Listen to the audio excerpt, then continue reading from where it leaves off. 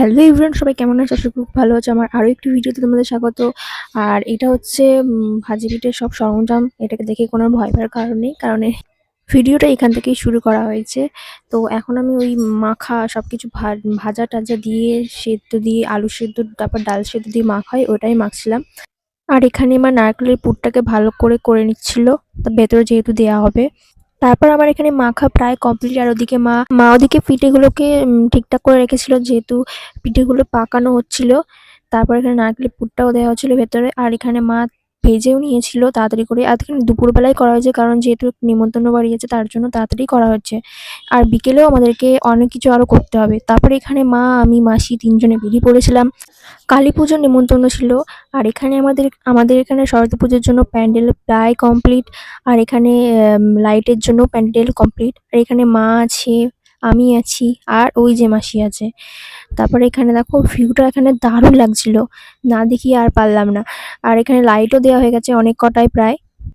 আর ওখানে কিন্তু মাঠেতে দেখো প্যান্ডেলও করা হয়ে গেছে, তোমাদেরকে দেখাবো আমি ভেতরে গিয়ে। তারপর এখানে দেখো রাস্তাটা কিভাবে খুঁড়েছে, যদি একবার কেউ ঢুকে যায় ব্যাস সে একদম কাদা কাদা হয়ে বাইরে চলে আসবে। আর এখান থেকে প্যান্ডেলটা অনেক সুন্দর লাগছে, তোমাদেরকে ভেতরে গিয়ে আমি অবশ্যই দেখাবো।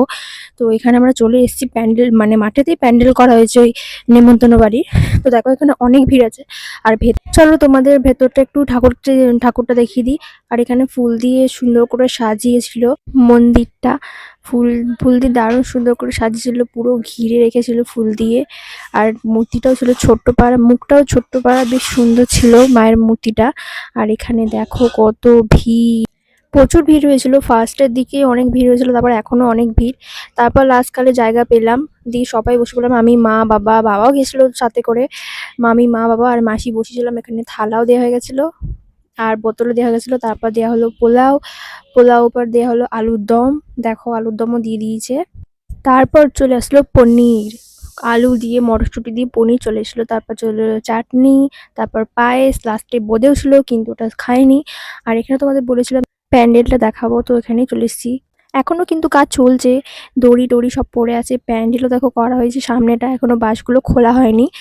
ভেতরে মানে একটুখানি গিয়েই এখনো অনেক অনেক প্যান্ডেল দেখানো বাকি আছে, এই তো সবে শুরু। তোমাদেরকে অবশ্যই আমি ভিডিও দিতে থাকবো প্যান্ডেলের, প্রত্যেকটা প্যান্ডেলের। আর এখানে নিচে যাওয়ার নাবার সিঁড়িটা এমন করেছে যে যে কেউ অনেকজনই পড়ে যেতে পারে।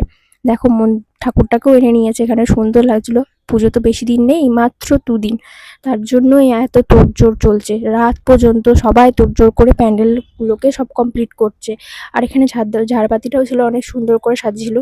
তারপর আমাদের প্যান্ডেল দেখা, নেমন্তন্ন বাড়ি, খাওয়া দাওয়া সবকিছু সেরে টেরে এখন বাড়ি ফিরছি। যাওয়ার সময় অত কারোর সঙ্গে দেখা হয়নি, কিন্তু আসার সময় সবার সাথে দেখা হলো, তো সবাই একসঙ্গেই বাড়ি ফিরছি।